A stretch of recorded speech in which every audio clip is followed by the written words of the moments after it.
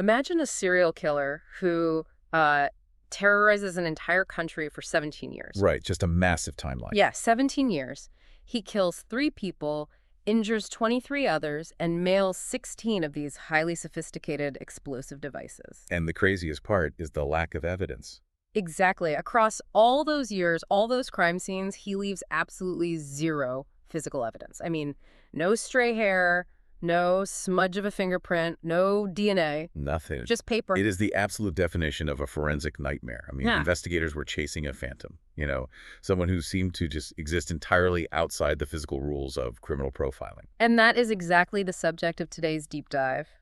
We are taking you inside an intense, incredibly suspenseful FBI comparative analysis from May of 1996. Written by Supervisory Special Agent James R. Fitzgerald. Right. And our mission today is to explore the mind of this phantom Ted Kaczynski, the Unabomber. Yeah. We're going to examine his psychological deterioration, his absolute obsession with isolation, and, well, how the FBI ultimately caught him. Because it wasn't with forensics from a blast site. No, it wasn't. It was through the forensic analysis of his very own words. Yeah, and to understand how investigators actually weaponized his own language against him, we first have to unpack the dense psychological labyrinth he constructed. A manifesto. Exactly. We have to look at what the FBI designated as Document U-14.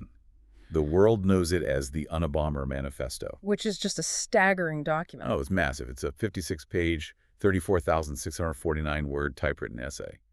And he essentially extorted the media into publishing it. But it is the key to unlocking everything else about his mind, right? 100%. Because you can't really understand the FBI's analysis without understanding what he was actually writing about. I mean, this wasn't some disorganized rant. Not at all. It was a deeply entrenched, highly structured, terrifyingly logical theory about modern society. Right. So his central argument in U-14 is that the industrial technological system inevitably deprives human beings of their autonomy. He didn't just see technology as, a collection of tools. No, he viewed it as a living, breathing system that demands conformity and destroys freedom. And at the absolute core of this belief is a concept he called the power process. Okay, let's unpack this. Because the power process basically drives his entire worldview. It does. He argued that human beings have this biological imperative to go through a specific repetitive cycle, right? First, you need to have goals. Right. Basic needs. Yeah. Second, you have to put in real physical and mental effort to achieve those goals. And finally, you have to actually attain them. And historically, that just meant basic survival. Hunting for your food, foraging, building a shelter from a storm. But in modern industrial society, survival is basically guaranteed for the vast majority of people with minimal physical effort. Exactly. You show up to a job, you get a paycheck, you buy food at a grocery store, you sleep in a temperature-controlled room. The true life or death struggle is just gone. But according to Kaczynski, our biological drive for the power process hasn't disappeared. So because the drive is there, but the actual need for it is gone, society has to invent what he called surrogate activities. It's like turning on cheat codes in a video game. Oh, that's a good way to put it. Right. If you suddenly have infinite health, infinite money, and all the weapons right from the very beginning, it might be mildly amusing for an hour, but very quickly the game becomes completely meaningless and depressing. The struggle is gone, so the victory feels entirely hollow. That captures his philosophy perfectly. In Kaczynski's eyes, things like scientific research, chasing corporate wealth, or even entertainment, they were all just cheat code video games. Yeah, they're artificial goals we invent just to feel fulfilled, because the real struggle of survival was stolen from us by technology. And because people are pursuing these artificial goals instead of autonomous survival, he believed it leads to widespread psychological suffering. He really viewed the entire modern world as a symptom of this profound dysfunction. Which brings us to a very specific part of his manifesto, his critique of what he called modern leftism. And for you listening, we want to be super clear. We are simply reporting the FBI's source material here to understand the psychology of the subject. We aren't endorsing or taking sides on any of this. Right, absolutely. We are strictly looking at the blueprints of a highly rigid mind. So how did he view the political spectrum within this whole power process framework? Well, Kaczynski devoted significant portions of the manifesto to analyzing leftism, arguing that it was the ultimate manifestation of a technological society's dysfunction. Okay. He claimed that modern leftists are driven by two primary psychological tendencies. The first he called over-socialization. Which is the idea that they are so heavily conditioned by society's rules and morality that it creates intense internal psychological conflict. Exactly. And the second tendency he pointed out was feelings of inferiority. Right. He claimed that over-socialized individuals mask deep feelings of powerlessness by identifying with minority groups or systemic victimhood. He believed their activism wasn't about the causes themselves, right? Yeah. Right. He saw it as a subconscious attempt to regain power in a system that had stripped them of autonomy. This was his highly specific, uncompromising worldview. And understanding this exact phrasing and ideology is crucial. It is, because those concepts became the actual net that caught him. Yeah, because this rigid ideology wasn't just some passing thought he had in 1995 when he mailed the manifesto to the papers. No, it was decades in the making. It bled into his personal, unpublished writings long before the bombings even started. It created a literal trail of breadcrumbs. And this is where the FBI's comparative analysis shifts from psychological profiling into a gripping historical thriller. It really does. The Unabomber task force divided all the written materials they gathered into categories. You had the U documents, which were the public Unabomber writings. The letters to victims, letters to newspapers, the manifesto. Right, but they also acquired what they call the T documents, the Ted documents. These were his personal letters and academic essays spanning from 1965 to 1995, provided by his family. And out of all those papers, one document in particular just blew the case wide open. Document T2. This was a 23-page typed essay written by Ted in 1971. 1971. That is 24 years before the manifesto was published. And when the FBI laid T2 next to U14, the manifesto, it's chilling. T2 is the blueprint. It is practically a first draft. The comparative analysis shows that out of the 27 chapters in the 1995 manifesto, 10 of them are virtually identical in theme and structure to that 1971 essay. Wow. But it goes deeper than just themes. 35 of the 47 paragraphs in T2 closely correlate to paragraphs in U14.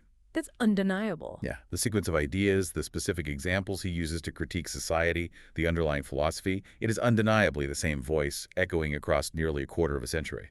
There is one terrifying difference between that 1971 essay and the 1995 manifesto, though. Oh, the solution he was proposing. Right. If we connect this to the bigger picture, the 24-year gap reveals this terrifying incubation period. Because in 1971, in the T2 document, Ted's proposed solution to the threat of technology was actually relatively passive. Yeah, he advocated for stopping scientific progress by withdrawing all federal research funds. He just wanted to defund the system. But you jump to 1995, and his solution has escalated dramatically.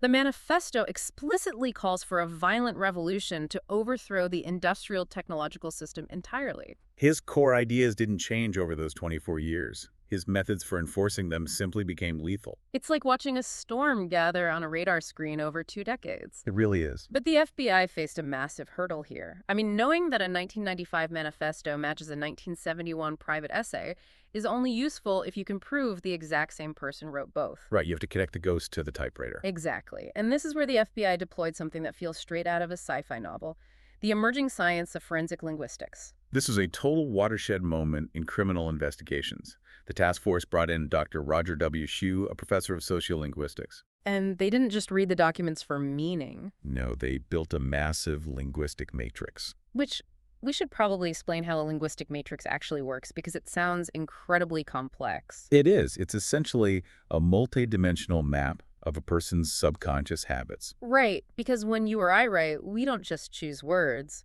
We have specific rhythms, punctuation ticks, and regional spelling quirks that we don't even realize we're using. Exactly. A linguist maps all of those tiny, invisible choices. They analyze the frequency of specific words, the syntax, the hyphenation, and most importantly, the spelling anomalies. And they cross-reference all these data points to create a unique profile. Right. And when Dr. Shue mapped Ted's private writings against the Unabomber's public writings, they found 4 critical, highly uncommon spelling variations that appeared consistently in both. Okay, what were they? Well, they found the word analyse spelled with an S instead of a Z. Okay. They found license spelled with a C instead of an S. Which point to a British or Canadian influence? Right. But then they found installment spelled with only one L and willfully, spelled with only one L. Now, this is the part that absolutely blew my mind. Where do those single L spellings even come from? They pointed somewhere incredibly specific. Those two spellings were hallmarks of a unique spelling reform project championed by the Chicago Tribune newspaper from the 1930s through the 1950s. Wait, a newspaper changed the spelling? Yeah, the newspaper's editor at the time decided to simplify American spelling, and he forced his reporters to use these bizarre, shortened versions of words. Think about the sheer improbability of that. A newspaper editor's quirky vanity project from the 1930s creates a subconscious linguistic habit in a young reader in Chicago. Yep. And then 60 years later, that habit helps catch a domestic terrorist. It's an incredible historical overlap. It's the ultimate paper trail. You have this highly specific blend, someone exposed to the Chicago Tribune's historical spelling rules, who also adopted British or Canadian influences. And the Matrix didn't stop at spelling right. No, they found distinct, highly specific, shared phrases across the private and public documents. Like, he used the word stuff to describe academic disciplines. Okay. He talked about edible roots when describing primitive survival. And there was this one highly specific phrase used in both cool-headed logicians. But wait, isn't that circumstantial? I have to push back here, because this is where a defense attorney would have a field day. How so? Millions of people lived in Chicago and read the Tribune. Millions of people use British spellings. Lots of people talk about stuff. How does a misspelled word or a repeated phrase equal a smoking gun? How does a judge look at that and sign a search warrant? That's a fair question, but it's all about the mathematical probability of the intersection. The intersection. Yes. It's not just that he misspelled analyze. It's the statistical improbability of a single human being possessing the Chicago Tribune spelling quirks and the British spelling quirks. Oh, I see. And using the phrase cool-headed logicians and writing about edible roots and sharing the exact highly complex ideological framework about the power process and surrogate activities across a 24-year span. Okay, so you're multiplying the fraction. Yes.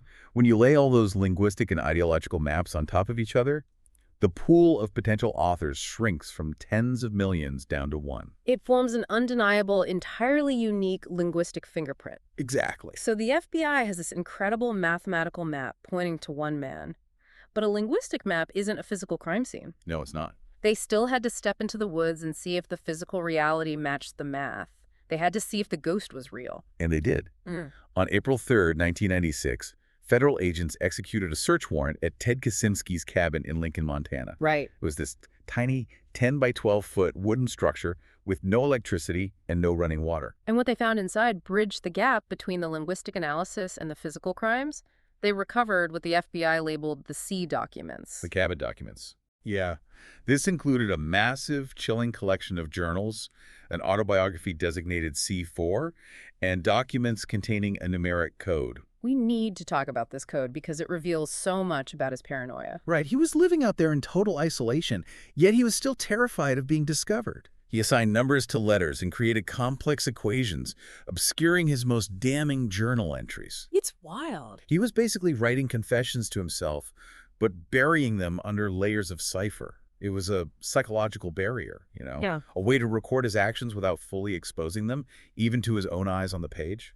And the personal letters the FBI found alongside those coded journals paint a picture of a man whose mind and body were just eating themselves alive. Yeah, the physical toll was intense. In 1991, he wrote a series of letters to a Dr. Gorin, documents T89, 90, and 91. In these letters, Ted is practically begging for medical help. The physical toll of his double life was manifesting in severe symptoms. He describes his heart struggling when he exercises. He talks about having severe insomnia that he admits is directly induced by intense stress. He even mentions that he had a highly elevated red blood cell count when he was 19.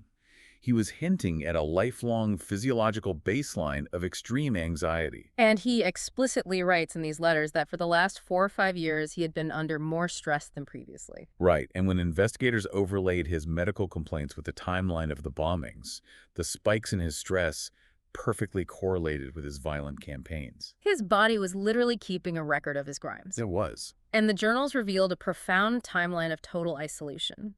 In one letter, he admits that he was living with his brother in 1978 and 1979. Yeah.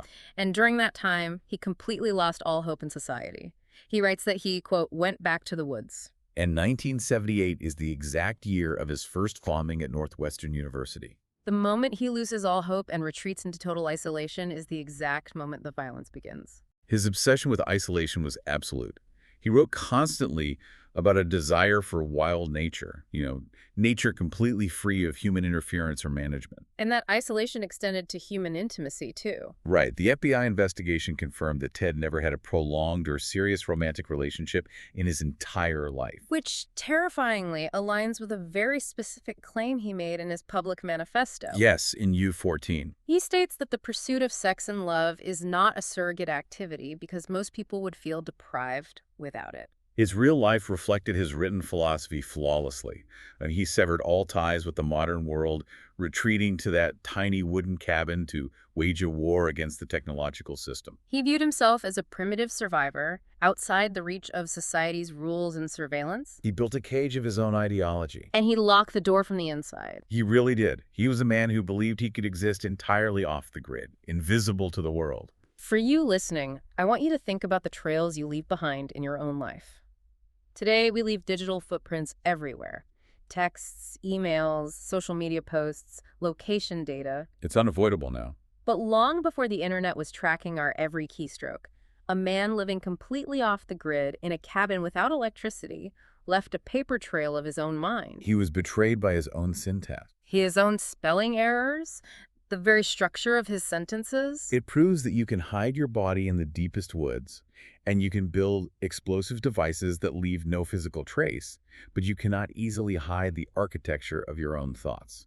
Language is a behavioral signature. It absolutely is. So what does this all mean? That brings us to one final, deeply dark irony to leave you with today. Yeah, this is the part that really sticks with you. Ted Kaczynski committed horrific acts of terror because he was fundamentally terrified of technology. He wrote extensively about his fear that computers would eventually monitor, control, and strip human beings of their autonomy. He literally murdered people to stop the advance of the machine. Yet his ultimate undoing came from the Unabomber task force, feeding his private, handwritten letters and his typewritten manifesto into computer software programs. Right. They used those computers to map his word frequencies, to build matrices of his syntax, and to digitally lay bare the inner workings of his mind. The very technology he murdered to destroy was the exact tool that analyzed his soul and ended his freedom.